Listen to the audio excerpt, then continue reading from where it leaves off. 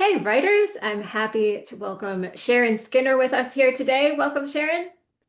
Hi there. And Sharon is going to walk us through some paths to publishing that Kidlit writers might enjoy learning about. But really, I guess this will apply to all writers. They don't necessarily have to be specific to Kidlit, but we are going to talk about some of the things that one will need to consider if you are writing for younger readers.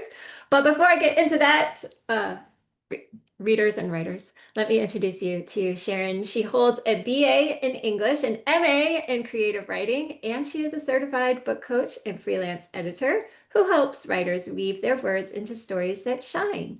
She mainly writes fantasy, science fiction, paranormal, and the occasional steampunk for audiences of all ages. Sharon is an active member of the SCBWI and serves as the regional advisor in Arizona. So we've got a very knowledgeable person with us here today, writers, and it's going to be a great conversation. So thank you, Sharon, for joining us. Well, thanks for having me, Sarah. I'm always excited to come on and talk to your writers. All right. Well, let's talk about maybe what we mean by publishing paths as writers. Many of us are hoping to get our work into the hands of readers, but it is not necessarily an easy path. We got so many choices to choose from now, though, so that makes it a bit more interesting. What are the main paths that we're going to take a look at? So today I want to talk about what I see as four main paths to publishing. And the first one is your standard traditional big five, go for the gusto, get that really big deal, or at least get in a big house. Then the second one is to consider is really small presses. The smaller presses, they're not part of the big five. Some of them are larger, some of them are very small. There's a lot of boutique presses that have popped up in the last decade. And that is a very reasonable choice for a lot of people. And then hybrid publishing, which there are some very legitimate hybrid publishers out in the world. You just want to be thoughtful about how you approach that process. And then I want to talk about independent publishing, of course, because independent publishing is the wide open landscape right now for people to get their books in the hands of readers. Yeah, very good. Okay, so I'm assuming that some writers will have also heard about trying to get an agent and that sort of thing. So where would agents fit into this publishing path talk? So really the traditional route, so especially with your big five, your larger presses, you're going to need an agent and or you'll need to go to conferences and get an open door opportunity to submit. And that's very rare with editors, but with SCBWI, a lot of times when you're at a conference or a retreat or you do a workshop, if an editor is attending or an agent, you'll get an open door opportunity to submit. You'll get a window of opportunity, even if they are normally closed. So for kidlit writers, and I think that actually happens also for a lot of other conferences, depending on what you're writing. So speculative fiction, science fiction, horror, when you attend a conference, look for those opportunities for those open windows for submission. But you're going to need an agent to normally, other than that, you're going to need an agent to get into a bigger house. They just don't take unsolicited queries, Right. pitches, or submissions anymore. They don't have the bandwidth for it. Frankly, they're inundated. And so they've closed off and they've turned to the agent process to be the gatekeeping system. And that's happened for a long time. It's just gotten a lot tighter. Yep, yep. Okay, so very good. So writers, depending on what your publishing goals are, you may or may not need an agent, but that is something to consider as we are talking about these various paths. So um, maybe let's talk about the good, the bad, and the ugly of all these different choices that we have to make. So maybe let's start with the one that people are probably thinking they're most familiar with, which is the big traditional press. Um, what are the benefits? What are the drawbacks of choosing this route if you are able to indeed go this route? Well, and that's one of the drawbacks is that it's a very difficult route. It's one of the most difficult ways to get published. It's very competitive. A lot of people want that big press. They want that legitimacy. They want that the reach. So a bigger press has bigger reach. They have, for distribution purposes, most of the bigger presses have really, really broad and wide distribution channels into bookstores and libraries and that sort of thing, more so than the smaller presses. And as you go down the line, that distribution becomes less and less typically, although there are some exceptions with some hybrid presses do have distribution, but you're not going to see a lot of that with Kidlit. Yeah. And then one of the other pluses is that they take on all the cost. They manage everything. They project manage it. Once you sign the agreement, they take it and they run with it. Couple of the cons to being with a big press like that is that you have no control. You have to let go of control. You have to be willing to let go of any of the thinking that you had on a cover, or if you're doing a picture book, what the picture book should look like, what the illustrations should look like, unless you're an author illustrator and they've hired you for both. So you end up losing a lot of artistic control. And the timeline is on them. You don't get to manage the timeline. So, and you may be asked to do edits and then or submit your manuscript and then be given sudden notice that you have like 5 days to get your final edits in. There's a lot of challenges with being with a big press that you have to be prepared for. Go in with your eyes wide open and it can be a very good experience. One of the other pitfalls is that you can sign with a big press and your editor may leave before your project is out in the world, and your project may be orphaned. And what happens when your project is orphaned is that sometimes you'll get a kill fee and they won't publish it at all. And that happens if that's in your contract and they decide not to publish. Sometimes it just gets handed off to somebody else who has all their own projects that they want to do, and you may not get the attention that you were originally thinking you would get. The other kind of things with it is that if they think you're really going to be the next big hit out there in the market, they're going to put a lot behind it. They're going to give you a big advance, yay, and they're going to put lots of marketing money behind it, and that is a self-fulfilling prophecy, basically. Yeah. But if they don't think you're going to be a really big hit, they think you're going to be a mid-list or whatever, or they're just taking a chance and you're going to be one of those books, you won't get all of that. You'll get a smaller advance. You'll get less attention. You'll get less publicity, things like that. So just know going in that, yes, you will get to swim in the big pool with the big kids, but there are some potential drawbacks. Yeah. Well, and as you mentioned, with a traditional publisher taking on the costs, absolutely. But as you're pointing out with the publicity, if you do find yourself in one of those lower rungs of the ladder, so to speak, you might find that you are paying for more publicity, like not through the publisher, but through a separate publicity firm or something of that nature. So you might still take on some costs that aren't directly rated or related to the publishing of your book, but tangentially. Yeah. So if Yeah. you get an advance, that advance, I would hang on to it, because chances are you're going to need that to publicize your own book and market your own book. Yeah. The marketing falls to the author in a lot of ways anyway. Uh, Having a website, having some sort of platform, building an audience, doing school visits, that's all on the author. The Yes. publisher does not do that. They might, if they think you're going to be the next great breakout novel or what have you, they might set up some book signings for you, but that's also not guaranteed. Yeah. So a I'm lot glad of you it brought that falls to up. the author. Yeah, because I do think that a lot of authors think that, oh yeah, I got a traditional book deal and now like the road has been paved for me and everything is taken care of. Yeah. Not No, the case. Okay, no. so a small traditional publisher is going to still share some of the similarities with the big traditional, but a little bit different. So do you want to tease that out for us, the difference between those?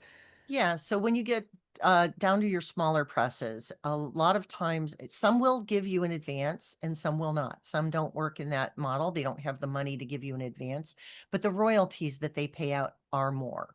So your royalties with a big press are going to be minimal, like just a few percent per book. If you have a $17.99 picture book, you might get 97 cents per book in royalties. And that's after you earn out your advance. Yes. That's money that goes towards your advance, and then that you might, and then once you've earned out your advance, that goes towards your royalties.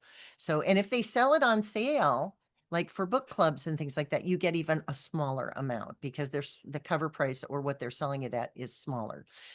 Your percentage may be different based on your contract, but you still aren't earning a lot per book. With a smaller press, you tend to get more, 3 times or more in royalties, with depending on the small press and how small they are. Some boutiques don't give any advance at all, and they do charge some of the cost to your account. They don't ask you for money though.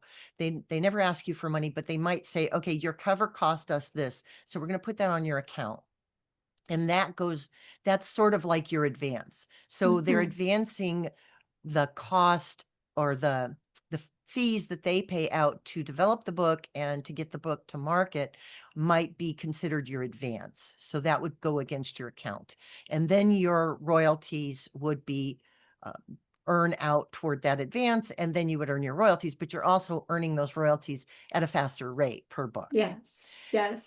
Some of the drawbacks to the smaller presses, as a lot of them don't have the reach or the distribution networks that the bigger presses have. So they may be print on demand type of setups. They'll get you available to the bookstores, but the bookstores may not order unless you are personally going in and working the bookstore and asking for that and asking for them to set up a signing or things like that. Your friends can still get the books at any of the bookstores. They can order it online. They can buy it through all of the different variety of places where you can buy books, and libraries can order them too, but the distribution is a bit tighter. It's not as readily out there. It's not as broad and wide.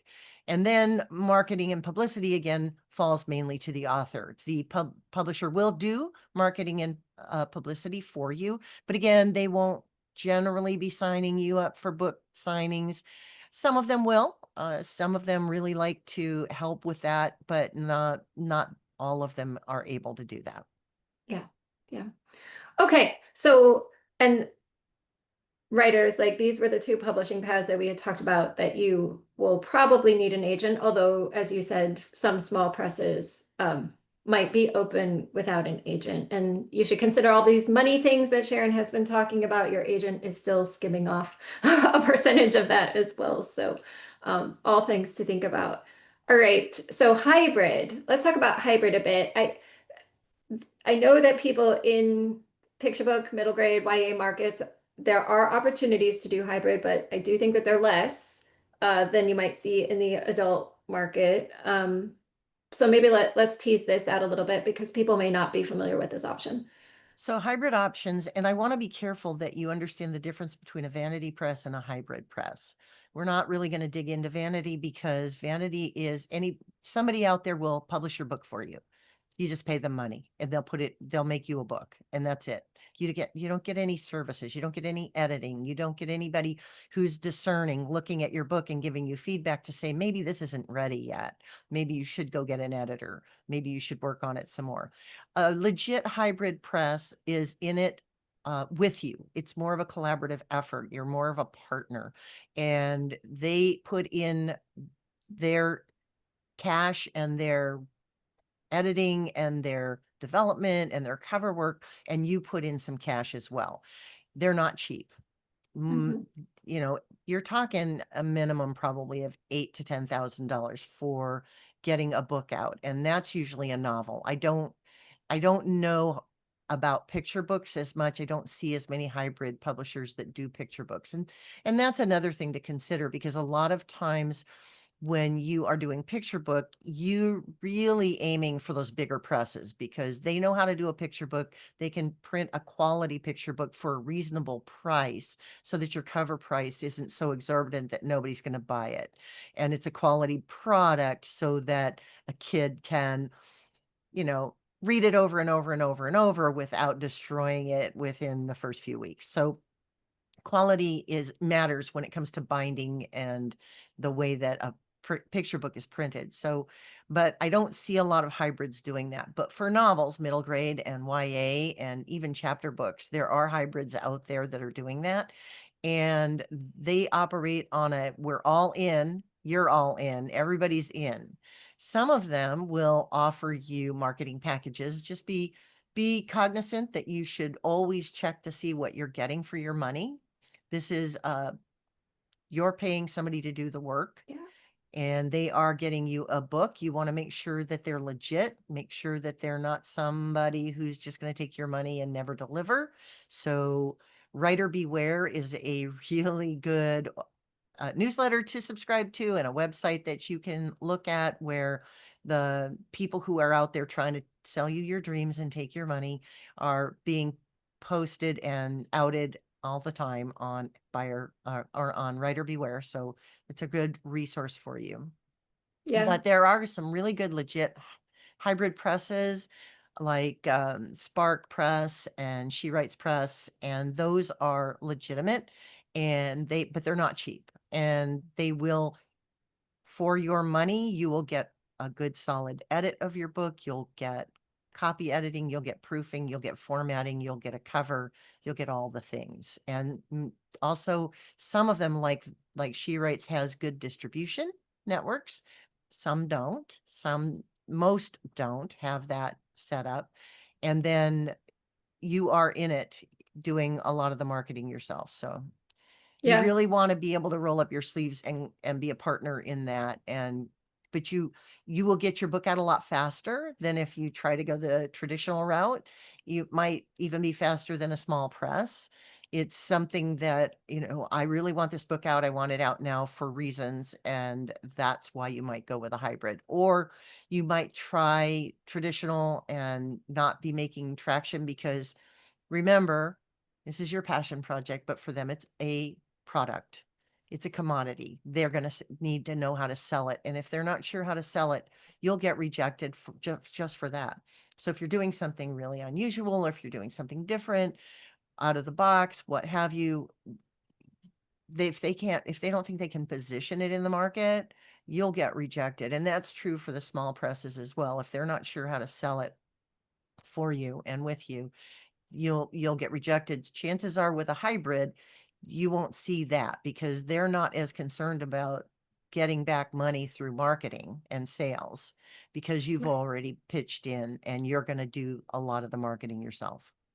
Yeah. And a lot of the more reputable hybrids will still have some kind of vetting process because they also don't want their publishing brand to go on a book that they don't feel is worthy of their name on it.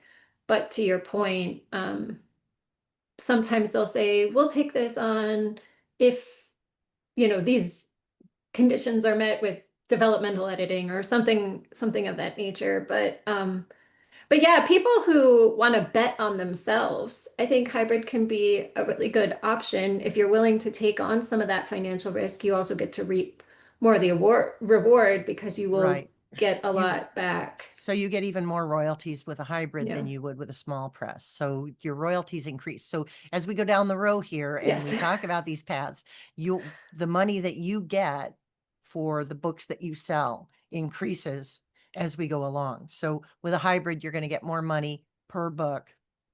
And will you make your money back? Well, that's kind of a gamble. So everybody down the line is taking a gamble on you. Yes. And at the hybrid level, you're the one taking the gamble on you for that. Yeah. Yeah. And still But you're getting in some partnership. assistance. But Yeah. you're in Still getting some partnership. assistance with the Yeah. distribution and the whole publishing process. Because we'll get to self-publishing and independent publishing here in a minute, but that process can feel really overwhelming for some people because of all the choices. So working with hybrid, it's like, I'm working with a company who knows what needs to be done, when it needs to be done, and how it needs to be done.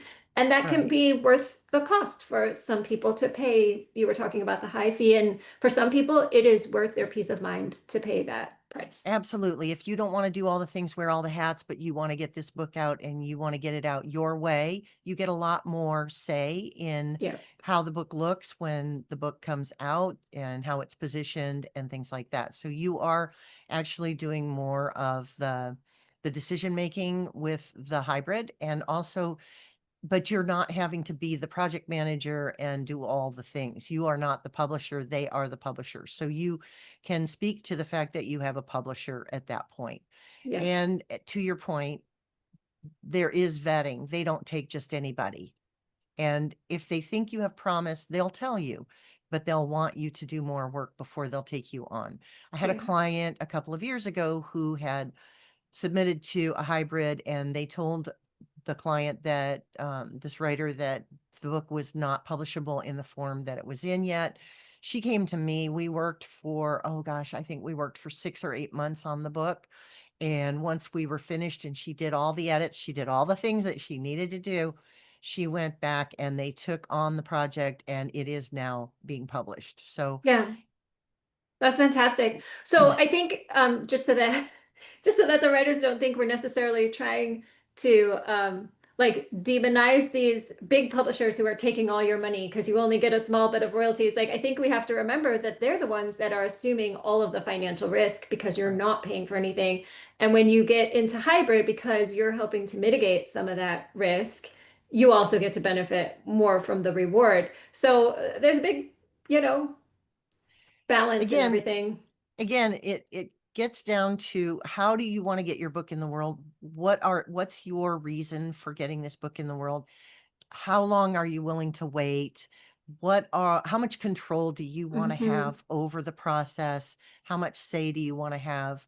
Those are the kinds of questions you should be asking yourself as Yeah. you delve into this. And again, there's no reason that you can't go for the gusto if a big press is where you want to land, and then decide you don't like the rejection, it's too hard, or it's too painful, or you're just not making the traction in the time that you had hoped, and then switch to one of these other forms of publishing. Yeah, yeah. And as Sharon mentioned, just really, really be cautious in making decisions about hybrid. Do your due diligence to make sure you know what you're getting into, and probably an extra word of caution to folks who are doing anything that's heavily illustrated, because as you pointed out, the quality can be a real concern, and you will pay a lot for color printing if you're going to be involved in that. So. Um, Maybe an extra word of caution on that. Okay, let's move into independent publishing or self-publishing, as sometimes people might call it. Tell us what we've got going on there. So when you independently publish, you are the publisher. So you take all the risk, but you get all the gain and glory. So really, this is not for the faint of heart either. This is something like, okay, so you are the project manager, you are the publisher, you need to make sure that all of the pieces parts come together in order to publish. Now, there are a lot of really great tools out there now for self and independent publishing, including formatting tools like Vellum and Atticus that make it so much easier to put together a really good looking book. It's not like you don't have to know InDesign. Like I had to learn InDesign in order to help other people format their books, and I still use it, but I also use other tools like these newer tools that are out. And there are also supportive organizations like Draft to Digital Mhm. and BookBaby and like that will also do the formatting for you. They have the tools to do the formatting for you, and they will help you with the upload and all of that. They do take a fee. Most of those do take a fee, whereas if you get formatting software, you're usually paying a one-time charge. So for $150, you've got it forever, and with all the updates and all the bells and whistles that they add to it. So you get to be the formatter and make your book look the way that you want it to look, and there's no charge when you upload it, as there are with some of the other ones. Now, you don't actually have somebody you can call and say, hey, I'm having trouble with this, but it's pretty foolproof once you learn how to use it. So unlike InDesign, where you can misstep and then not be able to upload an ebook because you have one spot where there's a font in there that's not considered commercially appropriate. So, so just know that going in, there are tools out there for that. Covers are important, and you will, if you are not an illustrator and or a cover designer, probably want to hire those things out. You can hire a formatter too. I mean, I've had people hire me to format their books. So I've done that work as well as a book coach. But you'll want somebody who knows cover design and or illustration or both. An illustrator is not necessarily a cover designer. Know that going in. It's two different skill sets. Some people have both skill sets, but some people do not. Cover developers are thinking in terms of what's going to sell your book, what's going to make sure that people understand the genre of your book, the feel of your book, all of that goes into it. And then does it look good as a thumbnail? Because when it's a teeny tiny thumbnail online, which is where a lot of people shop now, it needs to pull the attention and Yeah. capture their eye well enough that they're at least paying attention enough to read maybe the blurb or what have you. So yes, we do judge books by their covers. So that's important. And a cover designer will also know how to do the wraparound and all the bleeds and all of the things that come with that. So, but you are the publisher, so you're hiring these people. And I would say hire an editor, a good line editor and a good copy editor, or someone who can do both, and make sure that you're proofing it and you get all the people you can to proof the arc with you, so that when you upload this thing and make it live, that it is as clean as you can get, because you are looking for if your goal here is to publish one book and just, oh, here, my family, I have a book, I guess it doesn't matter as much, right? But if your goal is to gain readers and sell another book, write and sell another book, and write and sell another book, then you want to make sure that those books are the best books that you can put out, because that's what people are going to come back for. They're going to come back for another really good read. Yeah. Okay, so let's just maybe spend a couple minutes too talking about Kidlit in specifically for these paths, because one thing that Kidlit has that an adult market does not is the gatekeepers, librarians, teachers, parents. And if you're writing for the under 18 crowd, maybe teenagers are getting their hands on your book if they want it, but kids under 12 probably not finding your book unless an adult is buying them the book. So, what do we need to consider in the past for publishing with that in mind? Well, going back to the whole marketing piece of it and the sales and marketing, when you are the publisher, you're also the salesperson, the publicist, the marketer. You are the one who is trying to get these books into people's hands. So, especially with middle grade and picture books, you're going to have to do a lot of legwork. You're going to have to go to bookstores and do book signings. There are independent bookstores who are very open to having local authors come and do book signings. And this is true for you, even when you're with a small press or a hybrid, or when you're independently publishing, that you're going to do a lot of that legwork. You're going to need to get into schools and do school visits. But I'll tell you, as a big press uh, author, you're going to need to do that yourself anyway. So school visits are big. I just did a Kidlit coaching Kidlit podcast with Matt McCann, Yeah, and he and his lovely wife, Lisa, he talks about how they figured out how to do school visits, make them effective, and get kids out to book signings to buy their books. yeah, So go listen to my most recent podcast, or one of my most recent podcasts. And it's going to be the one with Matt McCann, and he actually spells out how they figured that out. They kind of really figured out how to make that effective. So I yeah. highly recommend you listen to that. Yeah.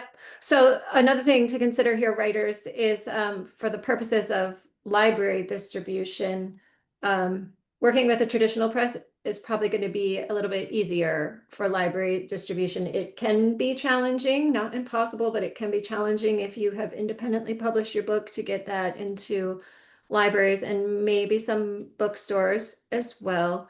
Um, but I will not say never, 'cause there's I think it depends more on the platform now too. yeah. I mean, it is harder, but it's still doable. Yep. What I would say is if you're only on Amazon libraries or not, if you publish through Amazon only, libraries are not going to buy your book. But if you use Ingram Spark as your publisher, they do distribute to certain libraries, Yeah. and libraries are able to buy from them. So I think if you are entering into Kidlit and you're independently publishing, I highly recommend that you go to Darcy Pattison's website and sign up Hmm. for her. I think she's on Substack now. She's got a free level, but she's also got a level where you pay a little bit. And she is mapping out exactly from day one, start of a book to the finish of a book to getting it into all the places. So it's worth it. I think it's like $5 a month Yeah. to get her paid version, and you get a lot of information from Darcy. So Darcy Pattison is really the one doing it and doing it really well. She's been her own publisher for over a decade. Yeah. Awesome.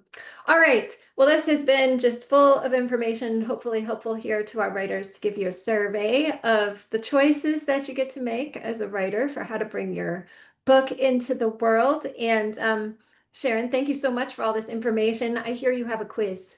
I have a quiz. I have a fun quiz that you can take. It's 9 questions, and it's a way to walk through thinking about what is it you want out of your publishing journey, and it will help you pick a path because it will, based on your answers, give you a path that sounds like it best meets your needs at this time. And it also will map out the pros and cons of that path for you and iterates some of the things that we went over today and maybe a little bit deeper. Cool. And how can writers find you? You can find me at bookcoachingbysharon.com or sharonskinner.com. And all the social media places are linked at those websites. Yeah. And I highly recommend that if you're looking for a newsletter to help you with your writing journey, that you sign up for mine. I'm just going to put it out there. Yeah, and you mentioned the Coaching Kidlit podcast too. We will have a link to Coaching that, Kidlit especially podcast. for people writing for the demographic. Sharon, thank you. This has all been wonderful, writers. We will have the links that Sharon mentioned here so that you can easily find them. And Sharon, I just want to thank you for sharing your time and expertise with us. Well, thanks for having me, Sarah. I always enjoy it. All right, thank you, writers. We will see you next time. Bye.